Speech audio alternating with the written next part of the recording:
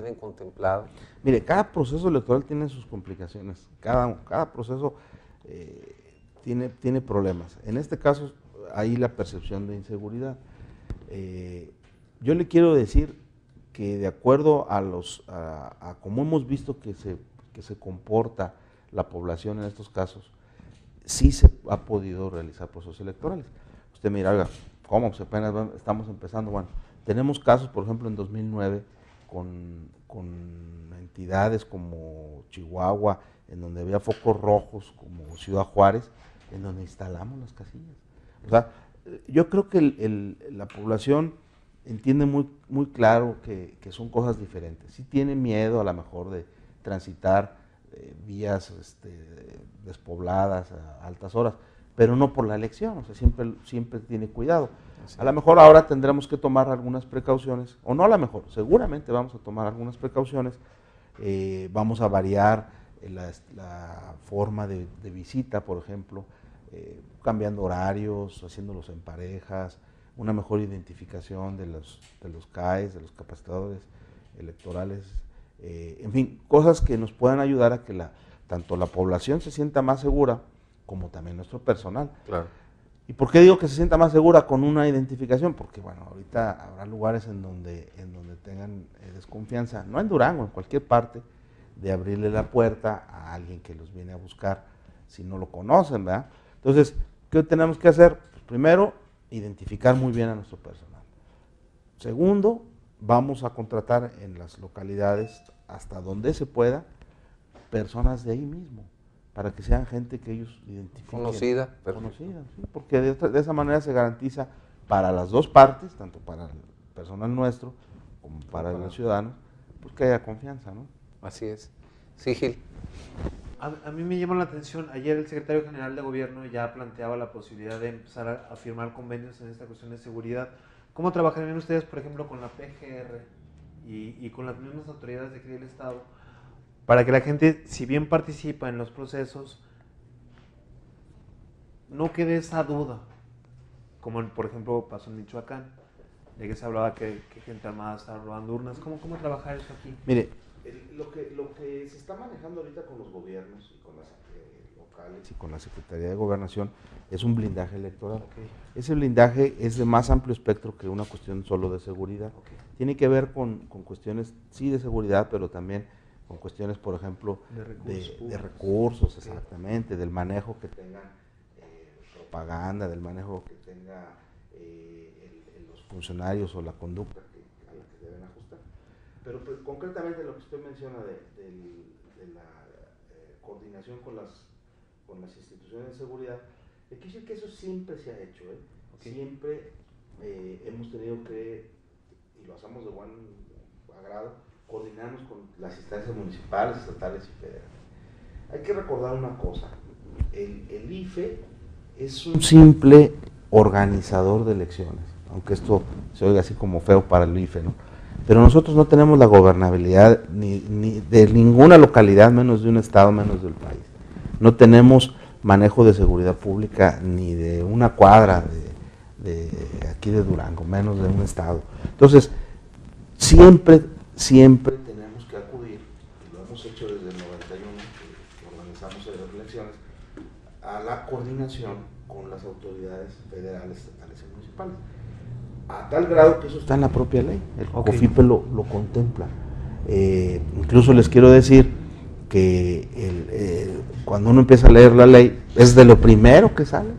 O sea, dice que tendremos que coordinarnos con las autoridades. Y esto ni le resta autonomía al IFE, ni le debe restar ante los ojos de la ciudadanía credibilidad al trabajo electoral. Porque si nosotros quisiéramos, como mexicanos, construir una institución electoral que fuera omnipotente para que manejara todas las áreas al organizar el proceso, pues olvídense, yo no sería vocal, sería ni siquiera gobernador, no sé qué sería, o sea, tendría el manejo de todo, eso no se puede. Yo creo que no en lo electoral, sino en general, no hay ningún área en el país, y menos en un país democrático, no solo en México, que concentre todas las atribuciones y todas las... No se podría, ni creo que fuera sano. Entonces, no hay que asustarse. sí vamos a tener que coordinarnos, si lo hacemos con gusto, y recibimos además siempre mucho apoyo. Tendremos cuidado, y además también lo tienen las instituciones de seguridad, en no rebasar límites en donde la población se sienta intimidada, por ejemplo. Por ejemplo, la Sedena, desde que el IFE existe, nos ha hecho favor de cuidarnos la documentación electoral, ustedes lo saben. Están en las bodegas electorales, un grupo de militares, cuidando la documentación, pero ellos no hacen otra cosa más que cuidar la documentación. Ellos no intervienen en ningún conflicto ni electoral, no se meten, son muy respetuosos de eso. Pues porque tenemos historia en este país de problemas que no queremos nada. Sí, claro. Sí. Oiga, y a propósito de estos temas, en algunos lugares del país se había reportado que había una reconformación de la geografía electoral porque algunas secciones, o algunos distritos, sobre todo secciones, a nivel sección, se estaban despoblando al tiempo que algunas otras se estaban sobrepoblando. Aquí en Durango vemos algunas secciones sobrepobladas que tienen hasta 10 casillas una sola sección, mientras que al parecer, no sé, usted oriéntenos, que hay lugares, sobre todo en zona serrana, donde algunas secciones ya no van a tener ni siquiera para funcionarios electorales, menos votantes. ¿Cómo les está influyendo este cambio de población? Bueno, miren, la cartografía, como los censos, como cualquier levantamiento de un estado de cosas que se tenga en una población o en una sociedad o en un grupo, es variable, es dinámico. Nadie puede hacer una cartografía o un padrón de una vez y para siempre. Entonces, si nosotros no estamos actualizando, pierde vigencia la cartografía y pierde vigencia nuestro padrón. Eso es parte del costo del Registro Federal de Electores, lo que usted ha mencionado. Y lo ha dicho muy bien. Tenemos que algunas poblaciones se empiezan a concentrar los ciudadanos en determinadas áreas que bueno, pues a ellos no les importa que ahí sea una sección electoral que antes tenía una casilla, pues ellos llegan y se asientan para vivir. ¿Qué es lo que tenemos que hacer nosotros? Pues en base a recorridos que de manera permanente hacemos, actualizamos nuestra cartografía. Y también sucede lo que usted dice. Hay lugares que se empiezan a despoblar y cuando llega la elección no tenemos ni, como usted dijo, ni para instalar casillas. Tenemos que tomar acuerdos para que en esa sección no se instale una casilla básica, porque no da la lista nominal. Entonces, sí es un problema, pero tampoco es una cosa que de alguna manera nos deba preocupar, porque eso es muy común, siempre ha pasado. Lo que sucede es que hace algunas semanas o meses se hizo público que se estaba haciendo ese movimiento, pero esto es algo, digamos que muy normal, ¿sí? O sea, siempre se está adecuando la cartografía. Y en esa ocasión lo que pasa es que se hizo público que se estaba adecuando precisamente porque ya íbamos a empezar el proceso electoral. Pero no es propiamente algo que deba preocuparnos, don Mariano. Y entonces le preguntaría, si la gente se está moviendo del lugar y hay un flujo normal de población y a veces también afectado por factores externos como la inseguridad o otros, o la necesidad económica, esto también se tiene que reflejar en el padrón porque mucha gente se va de la sección donde tenía derecho a votar y ahora tiene su credencial con una sección distinta, no va a regresar a votar a la sección que le correspondía. Así es. Muchos acudieron a dar de alta ante el instituto su cambio de domicilio, muchos no lo hicieron. ¿Cómo está ese fenómeno? ¿Cómo está esa situación? Fíjese que ha tocado usted un punto muy, muy interesante. La credencial para votar con fotografía antes no traía vigencia. Ustedes se acordarán, sacaba usted su credencial y mientras no la perdiera, pues la podía tener siempre, ¿no? Había damas que les gustaba tenerla de hace 15 años porque se seguían viendo más guapas, más jóvenes. ¿Ves? La verdad, ¿no? O hasta caballeros también. Pero la ley, a partir del 2008, contempló lo que usted está ahorita visualizando.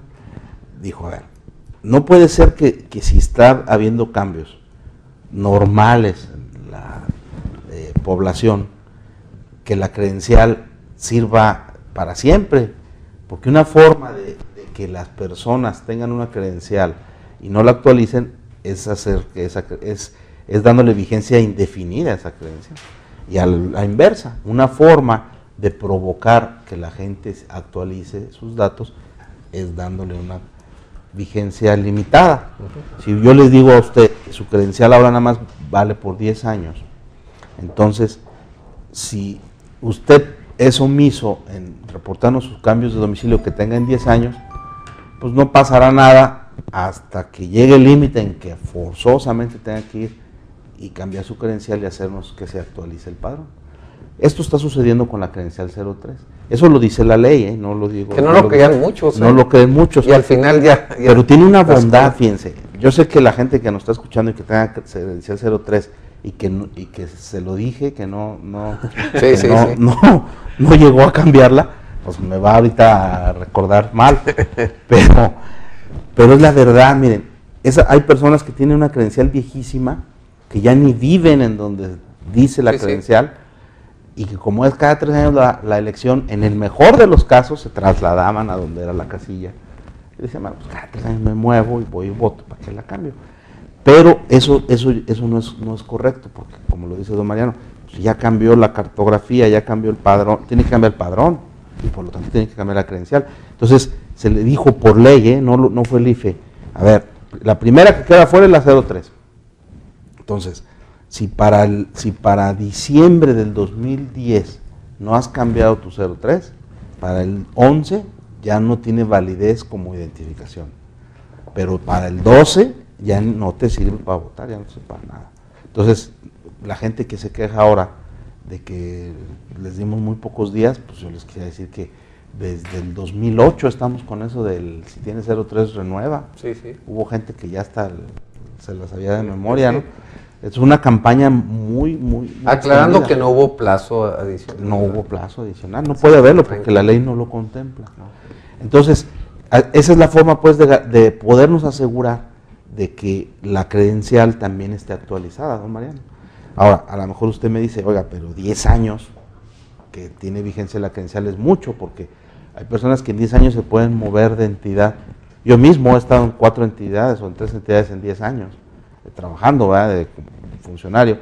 Pues sí, pero la ley también tiene que considerar que es muy costoso estar haciendo cambios de credencial. Entonces, de un plazo pues más o menos razonable, de 10 años, que tenga que concilie el costo con el beneficio. Aunque es obligatorio, independiente en lo particular, si yo me cambio domicilio, yo reportar. tengo que ir a reportar. Sí, ¿no? pero es una obligación natural, es decir, es de aquellas obligaciones en el derecho que no tienen sanción. Así es. O sea, si yo no lo reporto, no pasa nada. Sí.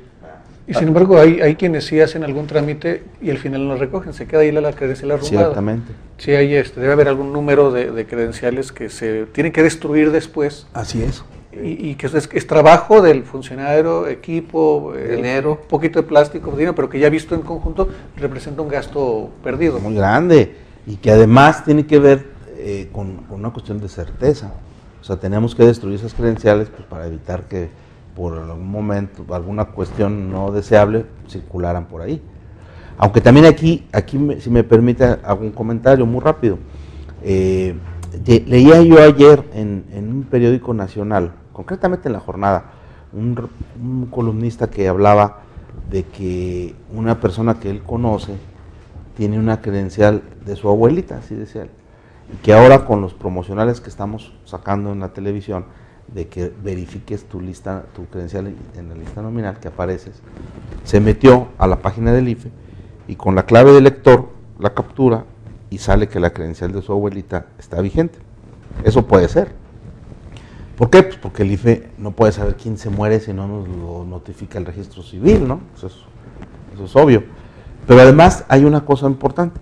Decía este reportero o este periodista, entonces quiere decir que votan los muertos o pueden votar los muertos. Y eso no es cierto, porque se debe tener credencial para votar y se debe estar en lista nominal. Pero además la credencial tiene fotografía y debo llevarla yo, el elector, o sea, no puedo mandar a alguien que vote por mí, el voto es personalísimo. Y la casilla se pone en secciones que son ámbitos territoriales muy pequeños en donde la gente normalmente se conoce. O sea, tiene muchos candados esto. Y trae fotografía la lista. Una fotografía. Y ahora, con esto de la vigencia, por eso me surgió el comentario de lo que mencionaba don Mariano, de actualizar la credencial, pues la foto no podrá ser tan tan vieja como para que diga que sí soy yo, pero ya no me parezco, ya engordé, ya enflaqué, ¿no? Entonces, ya, si se fijan, cada vez se cierra más